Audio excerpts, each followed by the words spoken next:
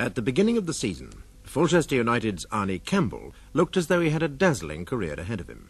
But all his hopes were shattered when his hip was fractured in the 76th minute of a home match with Porthampton City.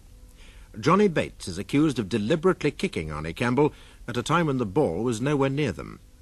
Mr. Lloyd, counsel for the defendant, made some startling revelations in the course of the hearing, eliciting that Fulchester's manager had been sacked the day after the match, raising suggestions that Arnie Campbell had been accepting bribes to affect the result of matches, and alleging that his injuries had in fact been caused by his teammate, Kevin Lewis, who is still giving evidence.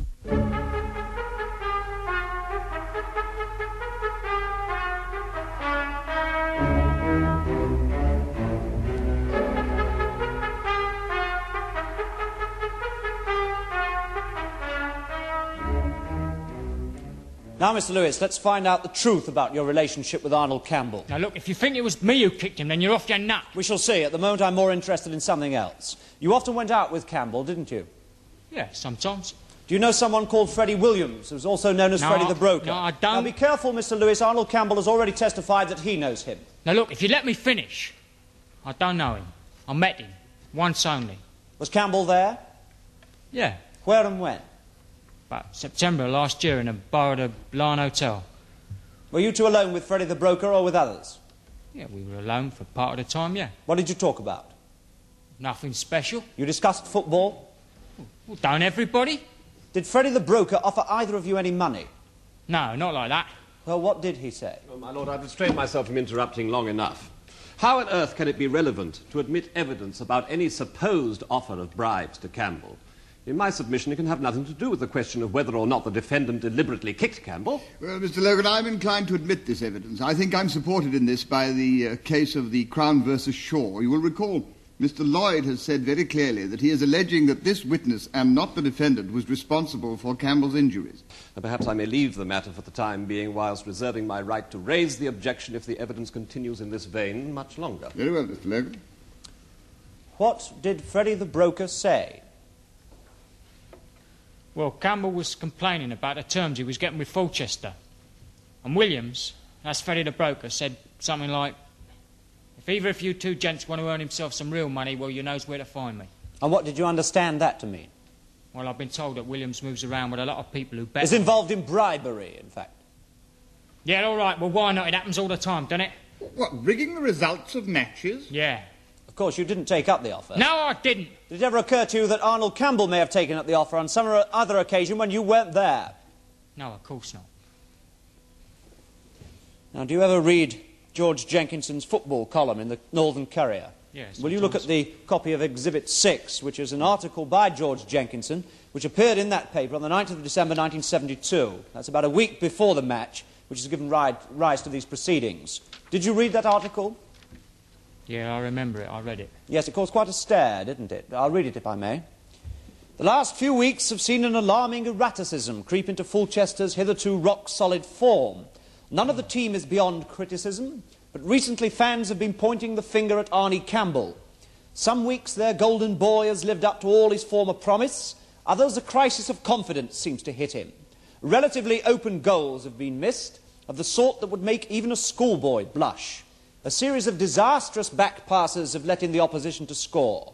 If Fulchester continue to lose matches they should win, they may no longer be reluctant to give Arnie the move he wants. Now, when you read that article, did you think there was any truth in it? Yeah, it all happened. Campbell, the golden boy, missing relatively open goals, making a series of disastrous back passes. You knew he was unhappy at Fulchester. Well, he wanted to move to a bigger club. I mean, everybody knew that. But he didn't get his transfer, did he? And then his bad form set in. And you believed he was taking bribes, didn't you? I guessed it. You did more than that, Mr. Lewis, because you told your friend Terence Stein that you were convinced of it.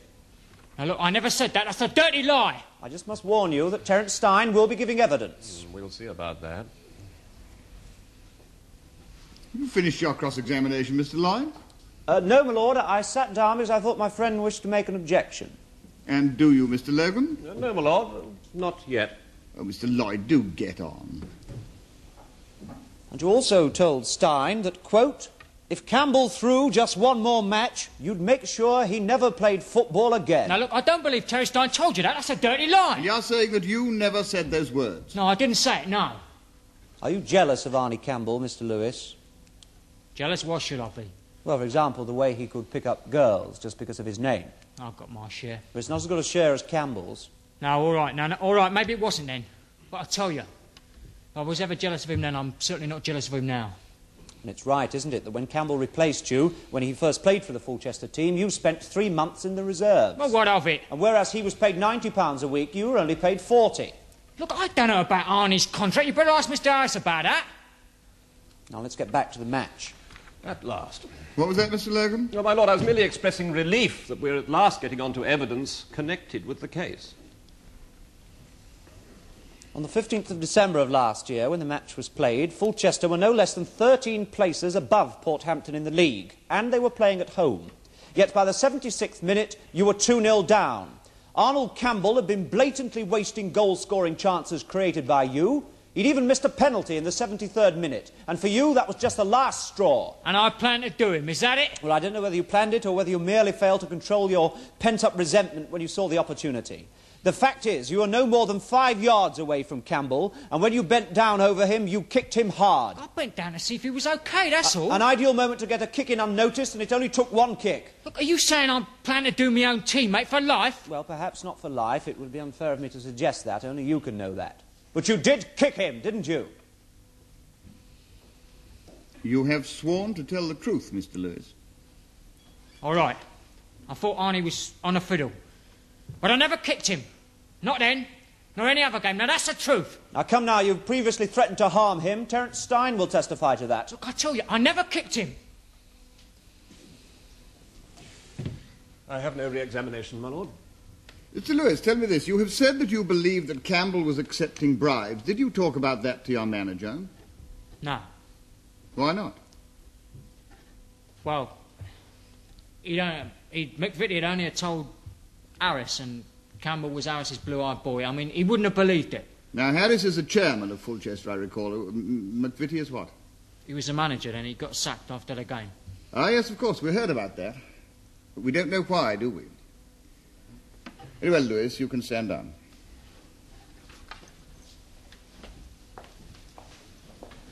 I call James Leslie Harris. What is your full name? James Leslie Harris. Jim to most people. Where do you live? The Lawns, Millway, Fulchester. And what is your occupation? I own James Harrison Company, confectioners. I've been on the City Council for 12 years, and I've been the chairman of Fulchester United Football Club for the past 15 years. Do you know the defendant, John Bates? I know the lad. On December the 15th of last year, did you have occasion to speak to him? I did. Will you tell the court in your own words what took place? Well, it was just after young Bates had been told to take the early bath. You mean sent off? That's right, he was. Well, I left the director's box immediately and went down to see how Arnie was doing. When I saw how bad it was, I went over to the Porthampton dressing room to see their man Bates. He was in there alone, half crying too. Well, I told him that thanks to him, our Arnie was on his way to hospital, and he said to me, that's Bates, he said, "I'm sorry I kicked him, Mr. Harris. I didn't mean to break anything, but I just lost me head." And did he use those exact words? Well, as near as I can remember. I mean, I feel sorry for the lad, really, but that's what they pay him for. My lord, that sort of comment about Mr. Bates and his employers is really most objectionable. I quite agree, Mr. Lloyd. Members of the jury, you will disregard witness's last remark. I'm only trying to be fair to the lad. And you, Mr. Harris, will confine yourself to answering counsel's questions and not offer your own opinions. I was asked to say what happened in my own words. Exactly. You were asked to say what happened, not what you thought about it. I stand corrected. Thank you, Mr. Harris. We've heard your name mentioned on several occasions in this trial, Mr. Harris. It seems you've got quite a lot of influence over people and events. Goes with my position. And I notice that you like to go by the name of Honest Jim Harris. Where did you get it? In business after the war. Oh, what business was that? Government surplus, like a lot of other good men. Why do you find it necessary to draw attention to your honesty? Is my learned friend suggesting that there is dishonesty in trading in government surplus? Indeed not. As far as I know, there's no connection between the two. I'm surprised that the thought occurred to my learned friend. You also choose to call Fulchester my club. Why is that? Because I've been the one to look after it for the past 15 years. A sort of godfather, in fact. Aye. But not like that one in the film, you know, the one about the mafia. More of the fairy variety, then, as in the pantomime. If you like. I think it goes further than that. They don't call you Mr. Fulchester for nothing, do they? The truth is you own more than 60% of the ordinary shares in Fulchester United. Is that correct? I like to keep it tight. Yes, and you have done for over 10 years. In fact, you can make or break anyone in that club. Look, I don't expect you to understand this, but the club is far bigger than any one individual inside it, and that's always been a principle of mine. Mr. Harris, it's true, isn't it, that you would do anything for the sake of Fulchester United? If necessary. I'm not ashamed of loving my club. You see, loyalty still means something to me, even though it is a dirty word to some of our long-heard modern generation. Are you saying the end justifies the means? If necessary, yes, I am. Would you then, for example, tell lies, if it were necessary to do so, to suppress rumours of corruption amongst Fulchester players? I've no idea what you're going on about. Then I'll spell it out for you. My client did not admit kicking Campbell to you at any time. Your version of that incident is a lie. It is a lie you hoped would be believed, and if believed, might distract attention from the true state of affairs within the club of which you're so proud. All right, all right. Now you ask that third-rate joker over there why he's called the Hatchet Man. Go on, ask him, ask him. You are the one who is here to answer questions, Mr. Harris. Thank you, my lord. And while we're on the subject of my client, since when has it been the custom to go into another team's dressing room during a match? Oh, don't be daft. Portchester United's my patch, and I can go anywhere I please on it. Can we come back to the rumours? There were rumours, were there not, after the match that Campbell had been accepting bribes, and because of this he'd been done in by his own team. If there were, I didn't hear him. Well, let's look back over Campbell's career. I want to ask you about his relationship with the club. I can tell you that in one sentence. When we signed that lad on, he was an investment. Now he's not worth a penny. He's not worth a brass farthing. Just answer the questions, please, Mr. Harris. He was a particular protégé of yours, wasn't he? I was the first to take him to Fulchester, aye. You discovered him. He knows that as well as I do. And initially, at least, he looked like a real find. He was a real find. But there was a period between about mid-October and December when the club suffered 3 or 4 unexpected defeats. We had a bad patch, yes. And Campbell made some uncharacteristic mistakes. He was off form. Well, we'll come to the question of whether or not there were mistakes later. It's a fact, isn't it, that Arnold Campbell was unhappy with the money he was getting at Fulchester, that he wanted a transfer, but that you would not give him one. Well, there was a great deal of interest, yes, but you must remember he's a fine player. Or should I say, was. Precisely, he was. But in October, Fulchester's sudden run of unexpected losses started. Would you tell this court how many inquiries you received for Campbell, say from the end of September? That's privileged information. I'm not in the least surprised. The fact is, inquiries totally dried up, didn't they? I'm not prepared to comment on You that. will answer counsel's question, Mr. Harris. Very well. Interest dried up because we said that we were not prepared to sell. Oh, come now. You know perfectly well that rich clubs are not deterred by statements of that sort. Are you suggesting that I don't know my business? Look, as chairman of Fulchester United Football Club, I don't know anything about this rumour or whatever it was about bribery. And if there were any rumours about it, then there was no foundation. Then why did you sack your own manager the day after the match in which Campbell was crippled? Tell him the truth, Harris. Silence! I don't have to justify to little men what I may or may not decide about various other little men. You sacked him, did you not, because you found that Fulchester United had come to such a state that its star player had been crippled by his own teammates for accepting bribes? If you must know, the decision to sack our manager had been taken a long time ago. That is, the board, we had decided to give him till December the 1st to get Fulchester into the running for promotion, and he failed. You bastard, you didn't have the decency to tell me face to face, did you? You left it for me to read in the papers. Tell him. Go on. Tell him about the bribes. You bastard. Come on, let's have You stink, Harris. I hope you get what Campbell's got. Listen, you won't work inside football again, my friend. It's you that ought to be at the dock, mate. Come on.